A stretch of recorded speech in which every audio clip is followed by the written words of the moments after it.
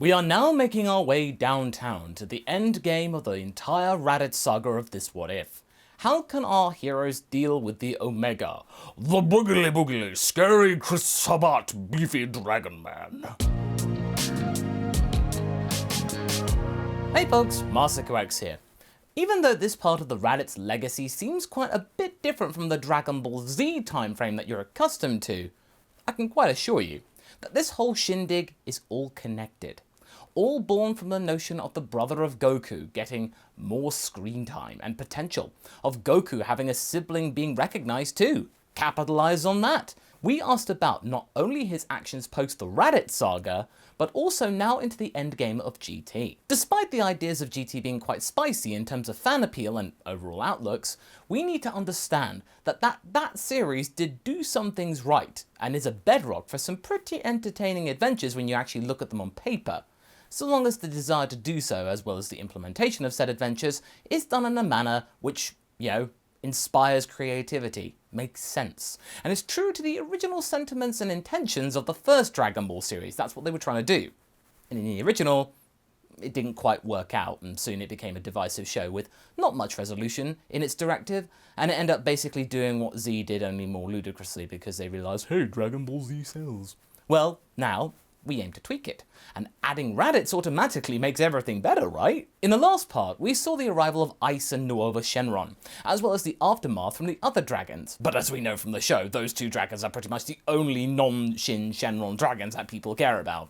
Really? Anyway, the two of them started off on the same side, but it soon became clear that Ice's direction was far too distant from his brother's, and in the end, a rift began to form. And in this What If, we had a lot more teamwork going into this as well. It wasn't just the Saiyan show, as Ice absorbed more and more Dragon Balls before ultimately Nueva got the support of the Dragon team to then dispatch his icy brother and forever put him on ice for what he had done. The team now have to find a way of rebalancing all of the orbs before the last dragon, Shin, could get his hands on them, as well as recovering his own wish-granting article.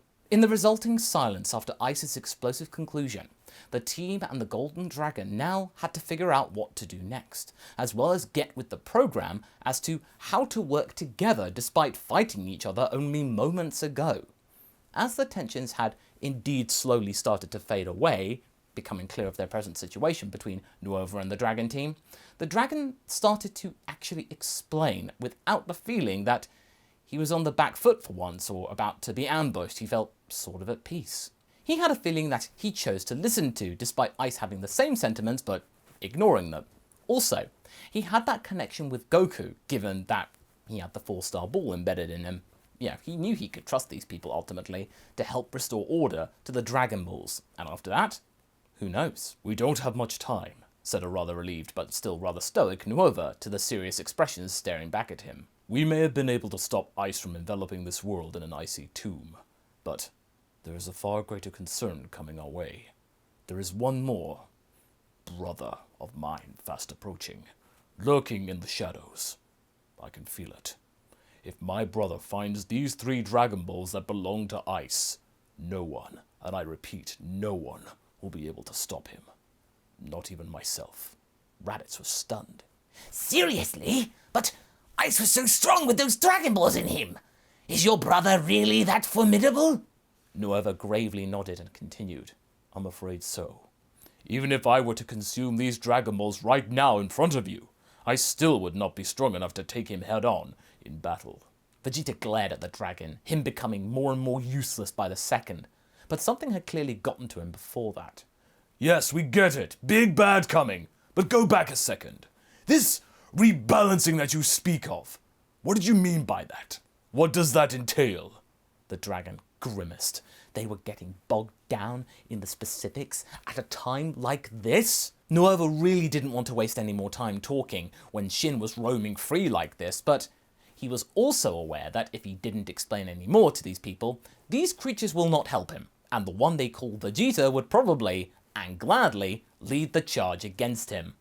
There was no other option. As you might be aware at this point, your Dragon Balls were created from the shards of the original ones, the Super Dragon Balls, crafted by the dragon god Zalama many eons ago, what many pray tell to be the first Namekian in existence. But They are not meant to be used as frequently as your people have grown used to. In most cases, they take many decades to find, but for you, it's done in minutes. That's why we're in the situation we are right now. Because of their overuse, they have become corrupted. I wish to purify them at the source. Goku nodded. So, it's your job to fix that, but why are you guys so hostile? As I explained earlier, since we are connected to each and every Dragon Ball, and what it has been through these years, the corruption weighs heavily on our minds, and therefore pollutes our judgment. Usually the level of negative thoughts is something we can handle, but this is the most corrupted we've ever seen them. You people have utterly abused their power. Naturally, the basic instinct for the weaker of us was to simply punish you and purge you from existence. Our heroes had no argument for that. The creature was right, actually. There hadn't actually, on reflection, been a year when a wish hadn't been granted on the Dragon Balls. Thank you, Bulma, for wanting to look young. Ranch pondered this for a while. Alright, so you didn't get completely corrupted, I get that, and you want to fix it, but what would a truly corrupted dragon want from them? Nueva shook his head. I can only imagine what is going through my brother's head right now. He always was one of the more arrogant entities in our creche. Vegeta scoffed. I think the trait runs in the family. Nueva scowled, but otherwise ignored that jibe. It must feel real precious to look at him from that glass house of yours, Vegeta. Watch your tongue, brat! The prince didn't even bother to look at Raditz when he said this. Oh, when I get back in my grown-up body, I will smack you upside and back! After that little bickering, the heroes and Nueva eventually decided to seek the Dragon Balls with the help of the Dragon Radar one last time. One last ride. Before vowing to either curtail their use of them, or better yet, never use them again. Nueva would really like that. Quickly, as to be expected, they discovered that the balls were already being gathered. It has to be Shin, my strongest sibling. He was waiting for us to combat each other before he started to collect them. Whilst we've been jabbering on like this, he's been using this time to swoop in and grab the remainder. Well, now we're just gonna have to take them back from them, aren't we? Raditz seemed pretty ready to fight. I can't believe this, but I'm agreeing with you for once. Vegeta nodded. In the end, they managed to locate Shenron, who was busy absorbing the last of the 3 balls previously belonging to Ice. It goes round like that. He seemed pretty content to see the group, as if he were expecting them, and in fact, gladly anticipating them. Ah, why if it isn't my dear brother, and the callous mortals who have been abusing our powers? Together, it seems. Intriguing. Nueva glared at Shin and shouted, Brother, we have all the Dragon Balls right here! We can end this now! We do not need to absorb any more! All we have to do is bring them together, and we can rebalance them at the source! End this corruption! The mortals have promised to limit their use going forward! There is no need for this hostility! Corruption? I wouldn't go so far as calling it corruption. What you call corruption is for me simply my thinning patience. For countless millennia, we have maintained the balance of these items, checking to see if the power was being abused by selfish mortals such as yourselves. But this group over here, oh my! They have grossly overstepped the boundaries. Their over-reliance on the power of Zalama's legacy has endangered not only this world, but the entire fabric of the universe. The very fact we've been manifested in their plane of existence is testimony to my beliefs. No, my brother, it is too late for mere compromise. It is time that we, the sons of Zalama, had our own wish on the Super Dragon Balls. Shin, it is not our duty to, but his sibling grinned, exposing sharp teeth. Duty? This has all gone far beyond our duty, brother. We need countermeasures, drastic ones at that. And once I reach the source, I will make sure they are set in motion. You can stand with me if you want, or try to defend these pitiful mortals some more and face my wrath. I'm fine either way.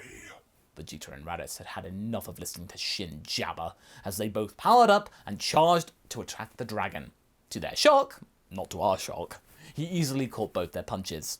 They knew he was going to be powerful, yeah, but he merely glanced at them, as if their powers were nothing, and just threw them away like a piece of rubbish. Next, he started attacking Nueva with a heavy heart, admittedly, since this was his brother after all. It became apparent very quickly why Shin was considered to be the strongest of all dragons, even without the help of the Dragon Balls. With only 4 of the orbs to his name inside of him, he was absolutely dominating them. All the Saiyans were trying to inflict some damage, but the effects weren't all that great. I mean, sure, the sheer amount of warriors decking Shin in the schnoz, man, try saying that 4 times fast, was what started to slowly wear him down, but still, if he absorbed the remaining 3 balls right here, yeah, he was going to be completely unstoppable. Damn this kiddie form! If you could go Super Saiyan 4, Kakarot, we could have at least tried wheeling out Godits! I'm sorry, Raditz. I don't think my body could take Ultra Instinct. Vegeta sighed and looked at Raditz. Raditz? Oh, right. You're lucky I'm willing to do that ridiculous dance for you. So, the 2 warriors went into Super Saiyan 4 and fused into a new version of Raditz to slightly help the balance of power. Shenron had initially dismissed this threat, but learned about his mistake the hard way, as the fused Super Saiyan had proved to be much more of a threat than he had previously bargained for. While not exactly dominating the situation, Raditz was able to get a few pretty hard punches on Shin that allowed Nueva and the other Saiyans to put greater pressure on the final Shadow Dragon. But sometimes in these battles, it's not all about brute strength, but cunning as well. His brother Haze was the one that was about to get him out of this situation. As he seemingly stumbled, Haze let out a huge cloud of toxic gas that started to attack the eyes and mouths of the Saiyans, who started to suffocate. Nueva was unmoved and tried to go for the Dragon Balls on his brother's chest, but Shin had anticipated that and subsequently blocked the attack. And then he just took the 3 remaining Dragon Balls as if they were nothing. I really wish you had chosen to stand with me. Truly, brother. It didn't have to be this way, but alas. Shin shook his head, as his siblings started to disintegrate after his innate Dragon Ball was taken. As a result, Shenron had become Omega Shenron. He powered up, and the sheer amount of energy created was so enormous that it threw Raditz, Goku, Ranch, and all of the other Saiyans around a place like rag dolls. The creature was towering over them, all tall and majestic. And right now, though, Omega had no intention of finishing them off. His wish on the Dragon Balls would be enough to satiate him. As he grinned at them, laying around the place, still with the poison in their eyes, he vanished in a beam of golden light. He's gone! Gohan tried to compose himself. We have to go after him! I don't like saying this, but Beerus and Whis have to give us a hand this time, Vegeta cursed. This is no longer just a mortal matter. The very universe is at risk. In that moment, they decided to contact Whis, who indeed wasn't very keen on assisting them, but even he had to admit that a corrupted dragon, might have a wish that could cause potentially disruption to the entire galaxy and universe. It could spell trouble even for them. And surely the GP would be okay with them stepping in for something so grave, right? Beerus, though, was of course mad at them for allowing this to happen in the first place. Why do I have to get lumped with the universe with the Dragon Balls? Do you ever hear about Ewen having to deal with stuff like this? Absolutely not. I get stuck with you. Whis did let our heroes know that the Super Dragon Balls had started to vanish from Universe 7. So, it's no longer just our problem. Goku looked at the rest of them. I think he's heading for Universe 6. Now, with the reluctant help of Whis, our heroes used a shortcut to get to their twin world, where they witnessed Omega Shenron absolutely decimating Hit, Kaba, and Kefla, with both Champa and Vados watching from the sidelines. But Omega was on a whole other level, making Beerus and Champa start to think that they might actually have to intervene. Our heroes were too late though, as Omega Shenron had already gathered all 7 Super Dragon Balls. Before the GODs made the decision to actually step in, Super Shenron had already been summoned. I wish, Omega smiled, to become a Dragon God. And as such, he started to grow and transform into a being much more familiar but far larger and greater than they remembered him. He became Black Smoke Shenron, but right now, he was as enormous as Super Shenron himself. The monstrosity smiled in triumph. Everyone here, including the gods, were just fleas when compared to his cosmic powers. He would be able to bend 2 entire universes to his will. But the one thing that surprised everyone was the fact that Super Shenron hadn't disappeared. No, he was seemingly watching to see what would happen next. And that's where we're going to be leaving things for right now. So what do you folks think? How will our heroes fight this thing? Can they even fight this thing? Will Super Shenron help? leave a comment below and let's get this discussion going. And I shall see you in the next video. Catch you later!